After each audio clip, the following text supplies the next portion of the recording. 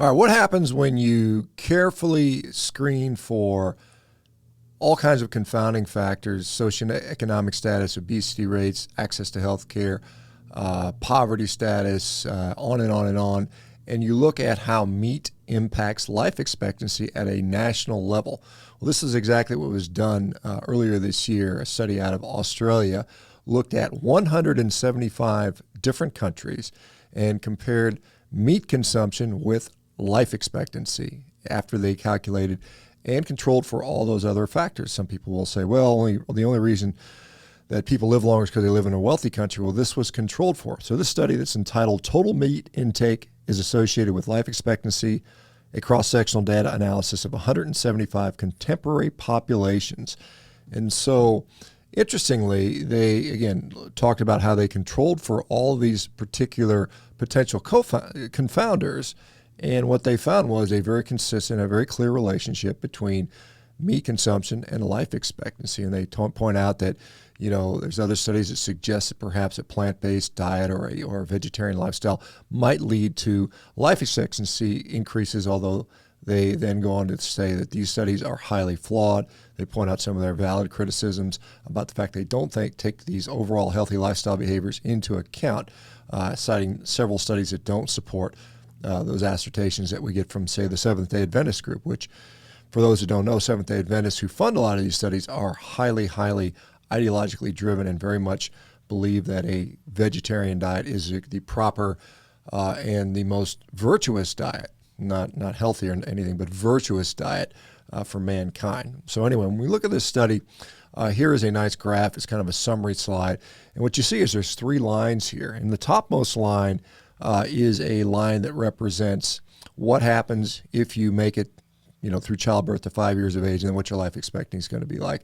And as you can clearly see, as meat consumption goes up, life expectancy goes up, and it tops out in the low 90s. Now, the other graph just below it is at birth. There's a lot of kids that die early on, and so that graph shows a little lower final endpoint, but the relationship, again, is consistent. It's clear throughout every region in the world. As people eat more meat, they live longer. And the final graph, which goes the other way, is basically infant mortality rates, and what they show as children that have access to meat tend to live, they tend to survive, whereas children that don't have access to much meat tend to die at much higher rates. This piggybacks onto another study, which I'll talk about, that just came out looking at the role of red meat in infancy, and we'll save that for another video.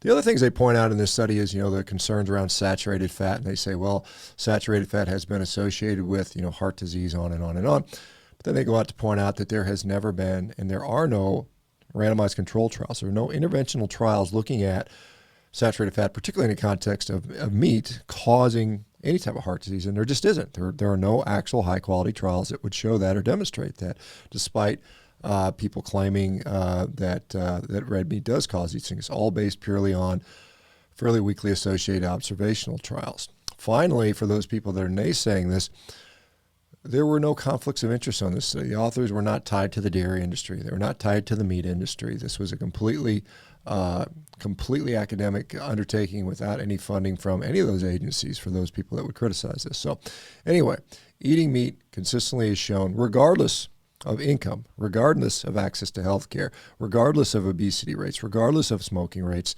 to be clearly shown to result in higher life expectancies. No better place, and I've pointed out this example many times, is Hong Kong. Hong Kong, once again, has among the highest rate of meat consumption in the world, and they also have the highest life expectancy in the world. Now, my take from this, I really don't think you can figure out who's going to live longer based on diet. I just don't think the data is strong enough on any diet. Carnivore, vegan, vegetarian, Mediterranean, zone diet, you name it. I don't think we know. I don't think we'll ever know. So what I would say is you need to eat the diet that gives you the greatest health today, tomorrow, and the next day. That's what your focus should be. Don't worry about if you're going to die at 80 or 90. Hell, you get hit by a bus in 2 weeks. Who knows? Focus on getting healthy today. This is all that really, really, truly matters. Quality of life over quantity. Quantity of life without quality. Nobody wants that, right? So anyway, give me a medium lifespan with excellent health over a long, drawn-out health span of decay and disability and pain and suffering. I don't want that. Neither do I suppose do any of us. Let me know what you guys think in the comments. Are you going to eat more meat or less meat with this information? We'll talk to you soon. Bye-bye.